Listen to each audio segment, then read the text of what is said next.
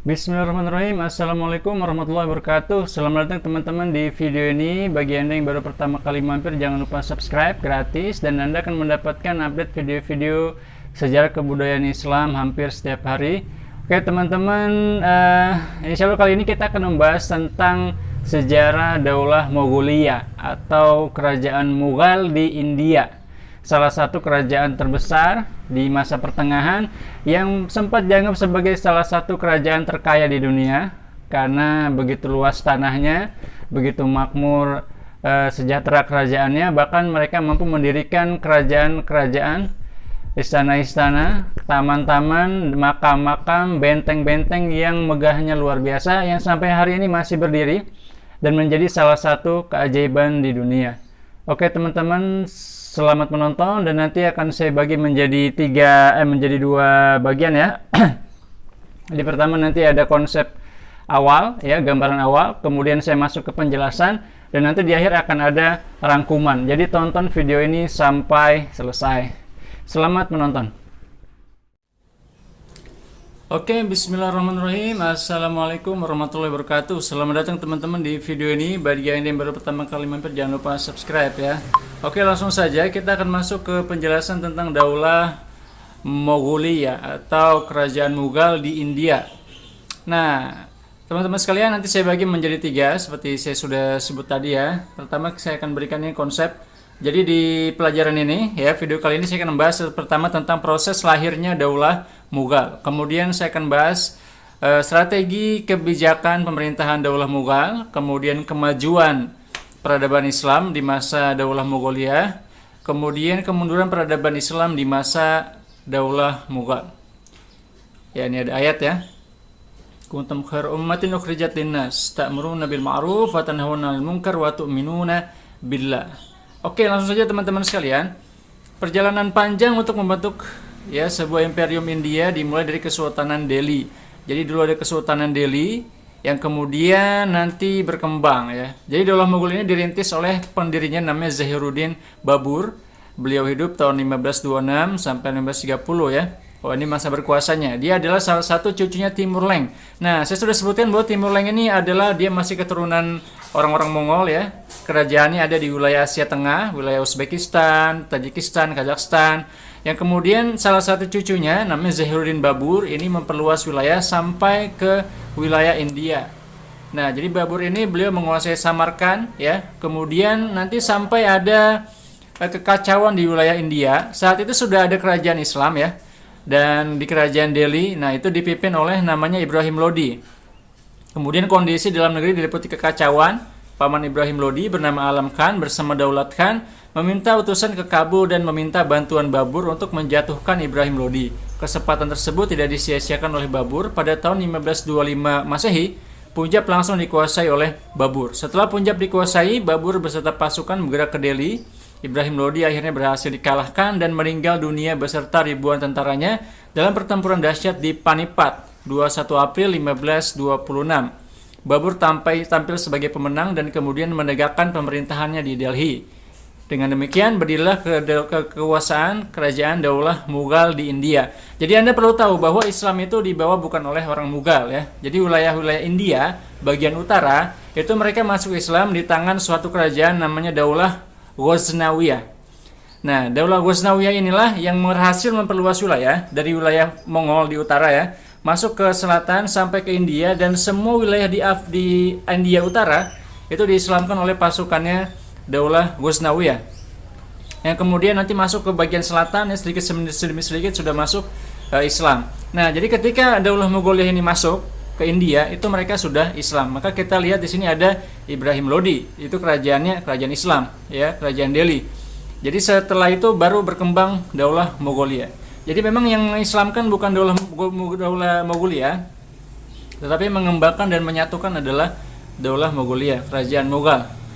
Daulah Mughal telah memberi warna baru bagi peradaban orang India, walaupun Babur, pendiri Mughal, bukanlah asli orang India, tapi dia adalah peletak peradaban Islam yang baru di India.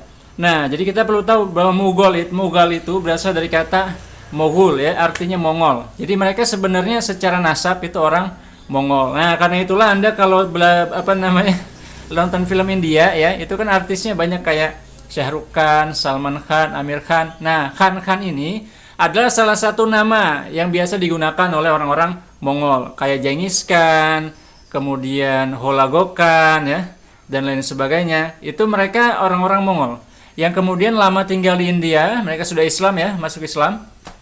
Jadi Mongol ketika mereka menguasai wilayah-wilayah Islam, mereka memperhatikan Islam dan ternyata mereka mendapat hidayah ya. Akhirnya mereka masuk Islam. Nah, kemudian sebagian keturunannya ya, salah satunya Zahiruddin Babur tadi yang merupakan cucu dari Timur Leng. Nah, Timur Leng ini juga keturunannya Genghis Khan ya, masih ada nasab. Itu kemudian dia nanti mendirikan kerajaan Mogul ini. Nah, maka bisa jadi ya artis-artis yang sekarang sering kita dengar namanya kayak Amir Khan, Syahrukh Khan, itu bisa jadi masih keturunan orang-orang Mongol karena mereka datang ke India dalam jumlah cukup besar ya, yang kemudian menetap di sana, Islam di sana, kemudian meramaikan peradaban di India. Oke, ini kita bahas sultan-sultannya ya, bagaimana strategi mereka mengembangkan peradaban di India. Pertama, Zahiruddin Muhammad Babur 1526 sampai 1530. Zahiruddin Muhammad Babur menjadi penguasa pertama sekaligus pendiri Daulah Mughal. Nah, jadi kerajaan ini bertahan kurang lebih sekitar 16, 17, 18, 19. Ya, sekitar 16, 17, 18, 19. 400 tahun ya, sekitar 4 abad. Jadi dari sekitar 1526 ya sampai nanti 1800-an. Sampai Inggris masuk dan mendapatkan konsesi kesepakatan dagang di situ, akhirnya menetap dan lama-lama mengembangkan, memperluas pengaruhnya di India sampai nanti menguasai India selama beberapa puluh tahun ya. Orang Hindu menggalang kekuatan gabungan, namun Babur berhasil mengalahkan mereka. Nah, jadi Zahiruddin Babur ini memang saat itu India memang mayoritas orangnya masih Hindu ya. Sampai hari ini mereka masih mayoritas Hindu, tetapi orang-orang Muslimnya bisa berhasil menguasai wilayah India secara keseluruhan. Nah, kemudian Zahiruddin Babur menguasai wilayah yang sangat luas, berbatasan dengan Kekaisaran Ming di timur, kemudian Daulah Safawiyah di barat. Zahiruddin Babur tutup usia pada tahun 1530. Jadi Zahiruddin Babur ini menguasai hampir semua semenanjung India. Maka kalau kita lihat petanya ya, peta kerajaan India Mughal ini luasnya luar biasa. Nah, ini ya. Ini kita lihat kerajaan di masanya sejak 1530 ini yang kuning. Ya, dari sini kemudian nanti menyebar ke seluruh dataran India, kecuali yang selatan banget nih. Maka orang-orang muslim yang mayoritas itu di India adanya di utara ya. Ke selatan-selatan tuh makin sedikit. Kenapa? Karena invasi perluasan wilayah itu belum masuk sampai ke selatan. Tapi mayoritas sudah mengenal Islam ya, mayoritas. Nah, ini sangat luas ini wilayahnya dan penduduknya juga kita tahu ya, saat ini India itu penduduknya kurang lebih sekitar 1,3 miliar. Jadi penduduknya sangat banyak sekali, wilayahnya sangat luas sekali, dan saat itu tanahnya subur, maka menjadi kerajaan negara terkaya di dunia saat itu ya, India. Karena itu orang Eropa pengen banget ke India. Kenapa? Karena negaranya banyak penghasilannya, kemudian luas ya, subur. Humayun. Nah, Humayun ini 1530 sampai 1556. Humayun melanjutkan kepemimpinan ayahnya Babur, memimpin Mughal kurang lebih 26 tahun. Daulah Mughal di bawah kepemimpinan Humayun bisa dikatakan sebagai konsolidasi kekuatan periode pertama. Humayun masih banyak mendapatkan tantangan, di antaranya dari Bahadur Shah, penguasa Gujarat, yang berusaha memisahkan diri dari kekuasaan Mughal. Pada tahun 1450 Masehi, Humayun berhasil dikalahkan oleh Sher Khan dari Afghanistan. Humayun melarikan diri ke Persia yang saat itu dipimpin oleh Tahmas, penguasa Daulah Safawiyah. Humayun kembali ke India setelah 15 tahun menyusun kekuatan di pengasingan. Daulah Mughal berhasil ditegakkan kembali di Delhi pada tahun 1555 Masehi setelah mengalahkan kekuatan Sher Khan Shah. Pada tahun 1556, Humayun meninggal dunia setelah setahun sebelumnya berhasil mengembalikan kejayaan Daulah Mughal. Jadi sempat Daulah Mongolia ini kalah dulu ya oleh kekuatan orang-orang orang Gujarat ya. Kemudian nanti dikuasai lagi oleh tentaranya Daulah Mongolia oleh Humayun. Kemudian Jalaluddin Muhammad Akbar. Nah, ini adalah raja yang meletakkan pondasi dasar kejayaan Islam di kerajaan Daulah Mongolia, kerajaan Mughal. Ya, berkuasa sangat lama beliau ini, menjadi raja terbesar Daulah Mughal di India. Nah, jadi kalau Anda lihat ada sinetronnya ya, Akbar. Nah, Jodi Akbar Jodi ya. Ya, pokoknya dia difilmkan ya oleh orang India ya. Akbar adalah pemimpin Mughal yang paling kontroversial, menggantikan kedudukan ayahnya ketika masih dalam usia 14 tahun. Oh, Joda Akbar ya. Ya, Akbar punya istri orang non-muslim namanya Joda. Itu jadi drama seri yang sangat populer ya, termasuk di Indonesia. Nah, itu backgroundnya adalah peradaban Islam kerajaan Mughal di abad ke-16 itu ya. Akbar adalah pemimpin Mughal yang paling kontroversial, menggantikan kedudukan ayahnya ketika masih usia 14 tahun. Ya, ayahnya Humayun ya. Pada masanya dikenal sebagai masa kebangkitan dan kejayaan Mughal. Benar ya, Humayun ya. Bapaknya, iya betul, bapaknya Humayun. Di umur 14 tahun sudah jadi raja. Beberapa ancaman ya, dan tapi kekuasaan dia serahkan kepada menterinya bernama Bairam Khan. Beberapa ancaman yang dilakukan oleh sisa-sisa keturunan Sher Khan Shah yang masih menguasai Punjab berhasil diredam. Ancaman terbesar datang dari Himu yang menguasai Gwalior dan Agra. Para pemberontak berhasil memasuki kota Delhi. Kedatangan pasukan Himu disambut dengan peperangan dahsyat di bawah kepemimpinan Bairam Khan. Peperangan yang terjadi pada tahun 1556 disebut dikenal dengan Perang Panipat II. Dengan kemenangan tersebut, Agra dan Gwalior berhasil dikuasai oleh Mughal. Setelah dewasa, Akbar mengambil alih wewenang pemerintahan dari Bairam Khan yang sudah memiliki pengaruh kuat di Mughal. Wilayah kekuasaan Mughal sangat luas meliputi Chundar, Gond, Chitor, Ranbatar, Kalinjar, Gujarat, Surat, Bihar, Bengal, Kashmir, Orissa, Deccan, Gavilgar, Narhala, Ahmadnagar, dan Asirgah. Semua wilayah dapat dikendalikan dalam suatu pemerintahan militeristik. Keberhasilan pemerintah yang lebih bercorak militeristik menjadikan Mughal sebagai dinasti yang sangat besar. Kabul dan Kandahar sebagai dua gerbang kota India berhasil dikuasai oleh pemerintah Mughal. Kebijakan Akbar mempersatukan berbagai etnis untuk membangun dinastinya membuahkan peradaban yang lebih maju di India. Akbar meninggal di Agra pada tanggal 16 Oktober tahun 1605. Ya, jadi memang kalau kita lihat ya, secara geografis memang wilayah utara ini menjadi basis kekuatan orang-orang Mughal ya, seperti mana nih Delhi ini, Kashmir, Kabul. Nah, Kabul ini di utara ya, Gujarat di timur, Agra nih. Nah, Agra ini di utara ya, Agra, kemudian Panipat di utara, Punjab di utara, Delhi pun di utara. Mana Delhi ya? Jadi memang basisnya sangat kuat di utara ya. Jadi kalau makin ke selatan itu makin setahu saya makin bercorak Hindu. Kemudian Nuruddin Muhammad Salim atau Jahangir berkuasa 1605 sampai 1627. Nuruddin Muhammad Salim dikenal sebagai Jahangir lahir pada tanggal 31 Agustus 1569 di Fatehpur Sikri dan naik tahta 8 hari setelah meninggalnya Sultan Akbar. Jahangir berkuasa selama 22 tahun dengan didukung oleh kekuatan militer yang besar. Kepemimpinan Jahangir menjadi lebih kuat. Semua kekuatan musuh dan gerakan pemberontakan berhasil dipadamkan sehingga rakyat hidup dengan aman dan damai. Pada masa kepemimpinannya, Jahangir berhasil menundukkan Bengala, Mewar, Kangra. Usaha-usaha pengamanan wilayah serta penaklukan yang ia lakukan mempertegas kenegarawanan yang diwarisi dari ayahnya yaitu Akbar.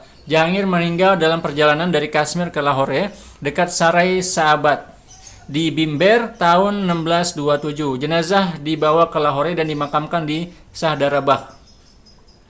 Shah Jahan. Nah, ini yang sangat penting nih, Shah Jahan yang membangun monumen makam Taj Mahal ya. Beliau berkuasa 1628 sampai 1658. Kurang lebih 30 tahun berarti. Shah Jahan lahir 5 Januari 1592, merupakan raja kelima Daulah Mughal di India. Tatkala masih anak-anak ia bernama Khurram. Nama Shah Jahan dikenang di atas kemegahan bangunan-bangunan yang didirikan tatkala menjadi raja. Taj Mahal dan Masjid Jama adalah dua bangunan megah yang diwariskan kepada dunia. Kini buku-buku sejarah kekhalifahan Islam mencatat namanya sebagai penguasa yang berjasa pada peradaban manusia. Di masa kekuasaan Shah Jahan, Daulah Mughal mencapai puncak kejayaannya. Ia dikenal tegas dalam menindak pembesar kerajaan yang tidak jujur. Konon Shah Jahan memelihara banyak ular berbisa. Ular-ular itu disediakan untuk menghukum mereka yang melakukan pelanggaran dan merugikan kerajaan dan rakyat. Shah Jahan meninggal dunia 2 Januari 1666 pada usia 74 tahun setelah menderita sakit keras.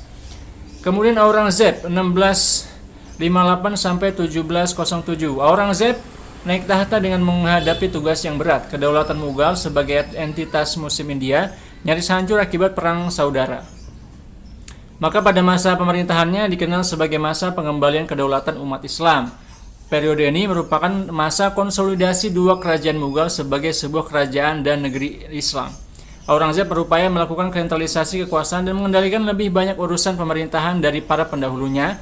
Pada masa pemerintahannya, Aurangzeb berhasil menaklukkan sebagian besar India Selatan, membuat Mughal mencapai wilayah terluasnya.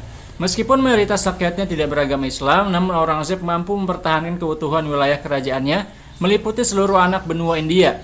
Aurangzeb meninggal 1707 dalam usia 88 tahun.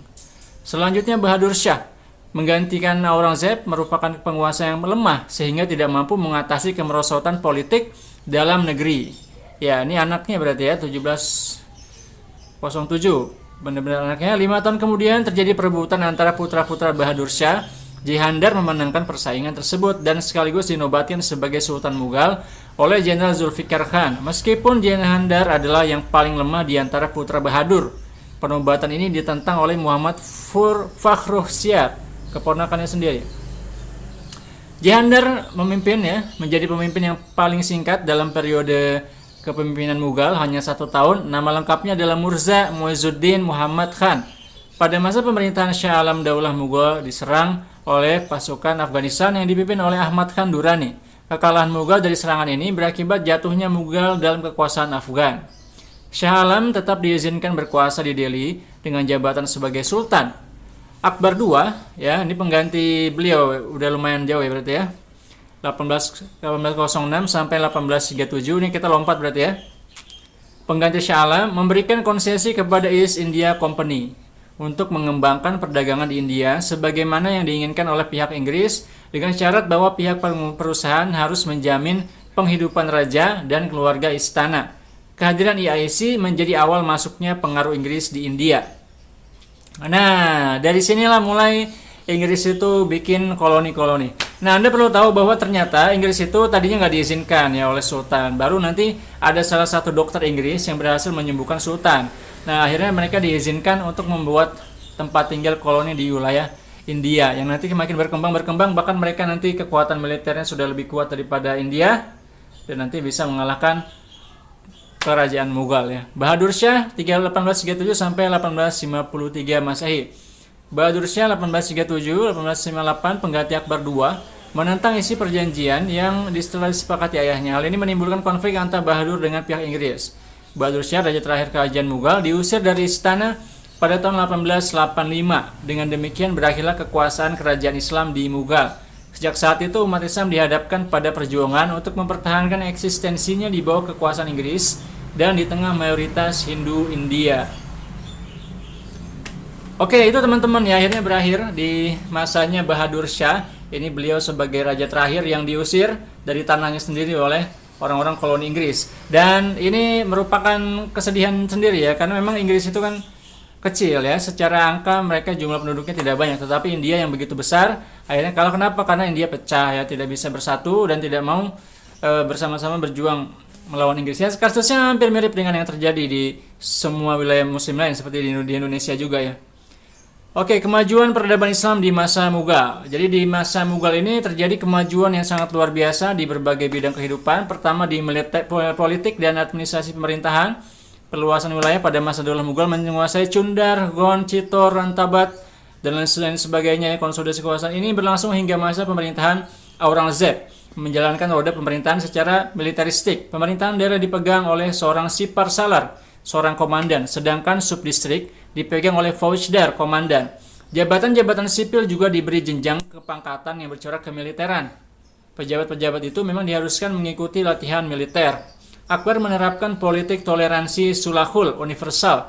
Dengan politik ini, semua rakyat India dipandang sama. Model toleransi yang pernah dipraktekkan oleh penguasa Islam pada masa Akbar terbentuk landasan institusional dan geografis bagi kekuatan imperiumnya yang dijalankan oleh elit militer dan politik yang pada umumnya terdiri dari pembesar-pembesar Afgan, Iran, Turki, dan Muslim asli India. Kemudian bidang ekonomi, terbentuknya sistem pemberian pinjaman bagi usaha pertanian. Adanya sistem pemerintahan lokal yang digunakan untuk pengumpulan hasil pertanian dan melindungi petani. Setiap perkampungan petani dikepalai oleh seorang pejabat lokal yang dinamakan muqaddam atau patel. Kedudukan yang dimilikinya dapat diwariskan, bertanggung jawab kepada atasannya untuk menyetorkan penghasilan dan menghindarkan tindak kejahatan. Kaum petani dilindungi hak kepemilikan atas tanah dan hak mewariskannya, tetapi tidak terikat terhadapnya. Perdagangan dan pengolahan industri pertanian mulai berkembang pada masa Akbar. Konsesi perdagangan diberikan kepada The British East India Company, yaitu perusahaan Inggris India Timur untuk menjalankan usaha perdagangan di India. Sejak tahun 16 Masehi ya, 1600 Masehi. Mereka mengekspor katun dan busa sutra India, bahan baku sutra, sendawa nila dan rempah, dan mengimpor perak dan jenis logam lainnya dalam jumlah yang besar. Bidang agama, pada masa Akbar, pengembangan agama Islam di kerajaan Mughal mencapai fase yang menarik, di mana pada masa itu Akbar memproklamirkan sebuah cara baru dalam beragama, yaitu konsep din ilahi. Karena aliran ini Akbar mendapat kritik dari berbagai lapisan umat Islam. Bahkan Akbar dituduh membuat agama baru. Pada prakteknya din ilahi bukan sebuah ajaran tentang agama Islam, namun konsep ini merupakan pemersatuan umat-umat beragama di India. Perbedaan kasta di India membawa keuntungan terhadap pengembangan Islam, sementara pada daerah Bengal, Islam langsung disambut dengan tangan terbuka oleh penduduk terutama dari kasta rendah yang merasa disia-siakan dan dikutuk oleh golongan Arya Hindu yang angkuh. Pengaruh Parsi yang kuat. Hal itu terlihat dengan digunakannya bahasa Persia menjadi bahasa resmi Mughal dan bahasa dakwah. Oleh sebab itu, percampuran budaya Persia dengan budaya India dan Islam melahirkan budaya India yang dikembangkan oleh dinasti Mughal. Ya, jadi bahasa resminya adalah bahasa Persia ya. Bidang seni dan budaya, munculnya beberapa karya sastra tinggi seperti Padmavat yang mengandung pesan kebajikan manusia, gubahan Muhammad Jayazi, seorang penyair istana, Abu Fadl menulis Akbarnameh dan Aini Akbari yang berisi sejarah Mughal dan pemimpinnya. Daulah Mughal termasuk sukses dalam bidang arsitektur. Taj Mahal di Agra merupakan puncak karya arsitektur pada masanya, diikuti oleh Istana Fatpur Sikri, peninggalan Akbar, dan Masjid Raya Delhi di Lahore. Di kota India Lama, Delhi Lama, Old Delhi, lokasi bekas pusat kerajaan Mughal, terdapat Menara Kutub Minar, Masjid Jami' Quwwatul Islam, Makam Iltutmish, Benteng Alai Darwaza, Masjid Kirki, Makam Nasiruddin Humayun, Raja kedua Mughal, dan lain sebagainya, termasuk taman-taman, benteng-benteng itu sangat besar, banyak sekali tersebar di wilayah India yang dibangun di masa kerajaan Daulah Mughal.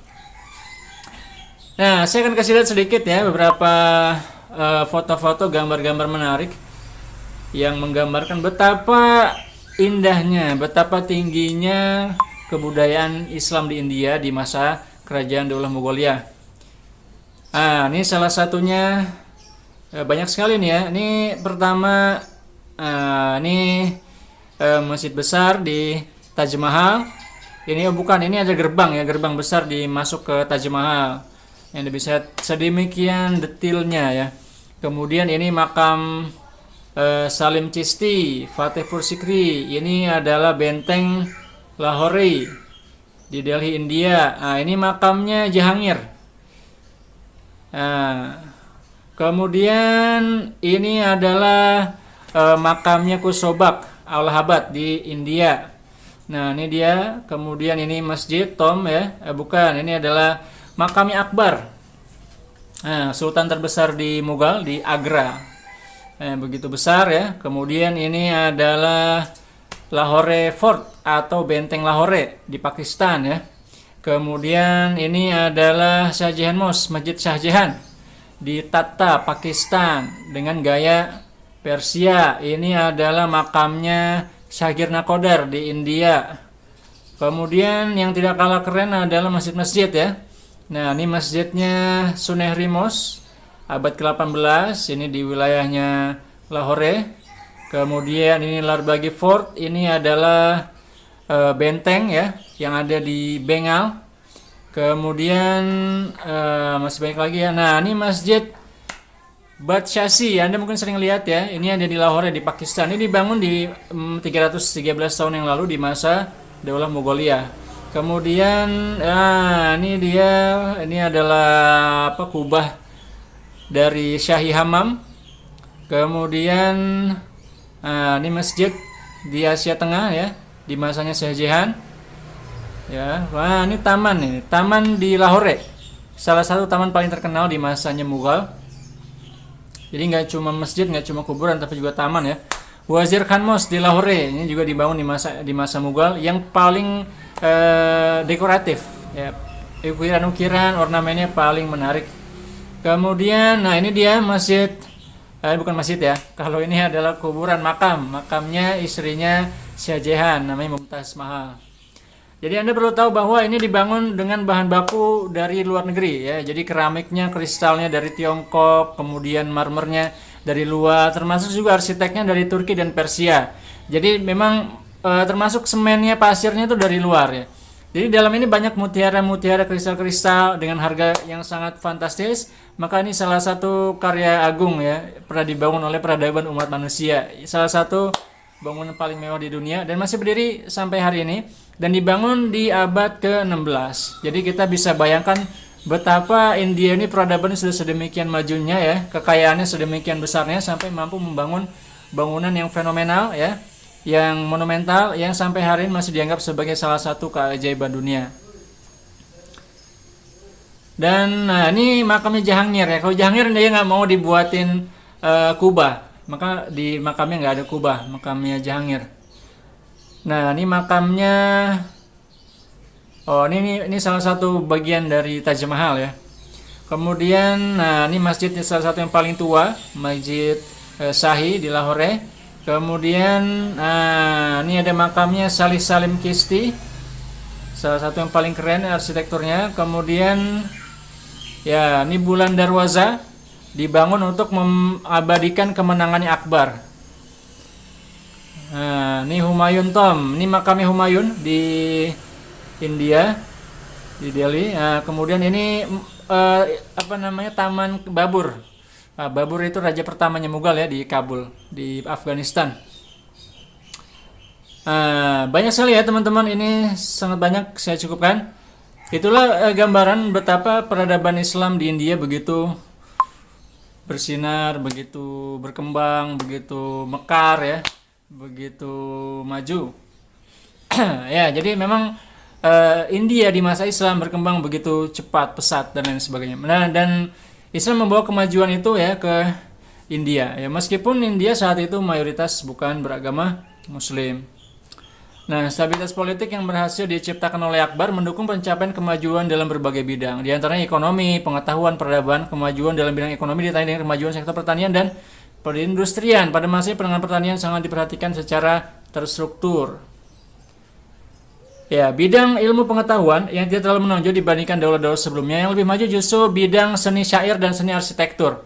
Berbagai bangunan monumental masih bisa disaksikan hingga sekarang, seperti Benteng Agra dan Agra Fort.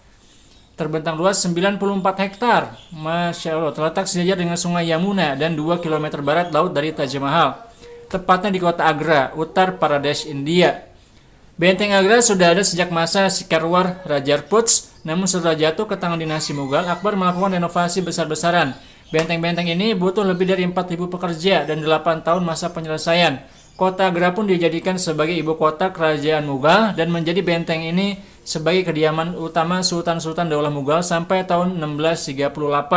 Benteng Merah Red Fort merupakan kediaman utama dari penguasa dari daulah Mughal selama 200 tahun sampai 1856. Sultan Shah Jahan menugaskan pembangun Benteng Merah pada 12 Mei 1639 ketika ia memutuskan untuk memindahkan ibu kotanya ke Agra, dari Agra ke Delhi. Oke, Shah Jahan yang memindahkannya. Kemudian Taj Mahal tentu tak asing lagi bagi masyarakat Indonesia, istana dari marmer putih gading yang terletak di tepi selatan sungai Yamuna, Agra, India ini sebenarnya adalah makam dari Mumtaz Mahal, istri kesayangan Shah Jahan, dibangun dari tahun 1632 sampai 1653 Masehi. Taj Mahal dianggap sebagai contoh terbaik arsitektur Mughal dan simbol sejarah kekayaan India. Jama Masjid merupakan salah satu masjid terbesar di India. Masjid ini dibangun oleh Sultan Mughal Shah antara 1644 sampai 1656 Masehi. Masjid ini yang menjadi masjid kerajaan sampai akhir periode Mughal. Masjid ini juga salah satu masjid terbesar di India. Halaman jamaah masjid mampu menampung lebih dari 25 jamaah. Ya, itu kelihatannya yang merah tadi ya, yang di Pakistan ya. Oh, tapi tulisannya di India ya. Melihat kemegahan bangunan tersebut, tak heran jika Daulah Mughal disebut sebagai salah satu daulah terdaulah yang berjaya di abad ke-17. Ya, bahkan kalau Anda baca bukunya Donald Trump, ya, beliau menyebut India adalah negara terkaya di dunia sebelum masa modern, ya, termasuk Cina. Cina dan India adalah dua negara terkaya di dunia. Kemunduran peradaban Islam pada masa Mughal. Nah, ada beberapa faktor yang menyebabkan kekuatan Mughal mengalami kemunduran. Raja-raja pengganti Aurangzeb merupakan penguasa yang lemah sehingga tidak mampu mengatasi kemerosotan politik dalam negeri. Tanda-tanda kemunduran juga terlihat dalam indikator sebagai berikut. Ya, internal tampilnya sejumlah penguasa lemah. Eksternal itu muncul gerakan separatis dan juga tantangan dari orang-orang Inggris. Ya. Dominasi Inggris diduga sebagai faktor pendorong kehancuran Mughal. Pada waktu itu EIC mengalami kerugian. Untuk menutupi kerugian dan sekaligus memenuhi kebutuhan istana, EIC mengadakan pungutan yang tinggi terhadap rakyat secara ketat dan cenderung kasar. Karena rakyat biasa merasa tertekan, maka mereka baik yang beragama Hindu maupun Islam bangkit mengadakan pemberontakan. Singkatnya, kemunduran Daulah Mughal disebabkan bukan karena faktor-faktor sebagai berikut. Terjadinya stagnasi dalam pembinaan kekuatan militer, kemerosotan moral hidup mewah di lingkungan istana yang mengakibatkan pemborosan dalam keuangan. Pendekatan dilakukan Aurangzeb terlalu kasar terhadap toleransi umat beragama sehingga konflik antar umat beragama sangat sulit diatasi oleh sultan-sultan sesudahnya. Semua generasi penerus Daulah Mughal pada periode akhir adalah orang-orang yang lemah dalam kepemimpinan. Ibrah, dengan memahami perkembangan Islam Daulah Mughal di India, maka kita bisa mengambil pelajaran sebagai berikut, ya. Semangat dakwah ukhuwah kebangsaan dalam menjalin hubungan silaturahim dengan sesama masyarakat muslim di dunia. Sikap tindakan yang menghargai perbedaan agama, suku, etnis, pendapat, sikap, tindakan. Motivasi untuk berpikir dan melakukan sesuatu menghasilkan cara atau hasil baru dari sesuatu yang telah dimiliki. Ya, jadi memang kerajaan Mughal ini ada kerajaan yang sangat kreatif, ya. Dia bisa mengkombinasikan, mengharmoniskan suatu wilayah yang sangat luas dengan penduduk yang sangat besar. Mereka jadikan satu kesatuan secara politik dan menjadi kerajaan yang bertahan sangat lama, ya, ratusan tahun. Kemudian monumen penuh cinta Taj Mahal adalah sebuah makam yang dibangun kurang lebih 22 tahun oleh Shah Jahan sebagai bangunan monumental. Ini yang sudah saya jelaskan tadi, ya. Materialnya diambil dari berbagai tempat, ya. Kebutuhan pasir dari Fatehur Sikri, lalu marmernya putih dari Raja Singedi Makrana, Rajasthan, permata jasper dari Punjab, permata jet dan kristal dari Tiongkok, permata pirus dari Tibet, batu lapis lazuli dari Afghanistan, batu safir dari Sri Lanka, karnelian dari Arabia. Setidaknya ada 28 jenis batu permata yang digunakan sebagai penghias Taj Mahal. Oke, rangkumannya. Jadi Daulah Mughal ini, ya, ini saya sampai ke bagian akhir dari video ini, ya. Ini sudah berapa menit ya? Lumayan lama, ya. Ya, merupakan kerajaan Islam di anak benua India sebagai ibu kotanya Delhi, berdiri antara 1526 sampai 1858 Masehi. Daulah Mughal di India didirikan oleh pendatang dari Asia Tengah bernama Zahiruddin Muhammad Babur 1482 sampai 1530 Masehi. Salah satu cucu dari Timur Leng dari etnis Mongol, keturunan Genghis Khan yang telah masuk Islam dan pernah berkuasa di Asia Tengah pada abad ke-15. Masa kejayaan Mughal dimulai pada masa pemerintahan Akbar 1556 sampai 1605 Masehi dan 3 raja penggantinya yaitu Jahangir, Shah Jahan, Aurangzeb. Jadi ada 4, ya. Akbar, Jahangir, Shah Jahan, Aurangzeb. Ini adalah 4 sultan di masa keemasan dari Daulah Mongolia atau kerajaan Mughal. Tapi tidak dapat dipertahankan oleh keturunannya Aurangzeb, ya. Keberhasilan ekspansi militer Akbar menunjukkan berdirinya Mughal sebagai sebuah kerajaan besar. 2 gerbang India, kota Kabul sebagai gerbang ke arah Turkistan dan kota Kandahar sebagai gerbang ke arah Persia dikuasai oleh pemerintahan Mughal. Jatuhnya kerajaan Mughal mendasar disebabkan 2 faktor internal karena kurang terencananya proses suksesi, ya, pengalihan kekuasaan dan lemahnya pengawasan pemerintah di tingkat daerah. Maka terjadi perpecahan. Faktor eksternal karena musuhnya pemberontakan orang Hindu dan Sikh dan juga serangan Raja Ahmad Khan dari Afghanistan. Begitu pula kebijakan menaikkan pajak yang tinggi, kehidupan boros dan bermewah-mewahan di kalangan kerajaan. Ya, jadi memang kalau saya lihat kasusnya mirip sama Indonesia, ya. Mereka menyerahkan urusan militer kepada orang-orang Inggris, akhirnya mereka sendiri jadi lemah, ya. Jadi tidak bisa menguasai negaranya secara militer yang nanti akhirnya, ya, secara diplomasi mereka juga akhirnya hilang, ya. Oke. Teman-teman, terima kasih atas perhatiannya. Semoga ada manfaatnya buat kita semua. Sampai ketemu di video selanjutnya. Jangan lupa like dan subscribe bagi yang belum. Wassalamualaikum warahmatullahi wabarakatuh.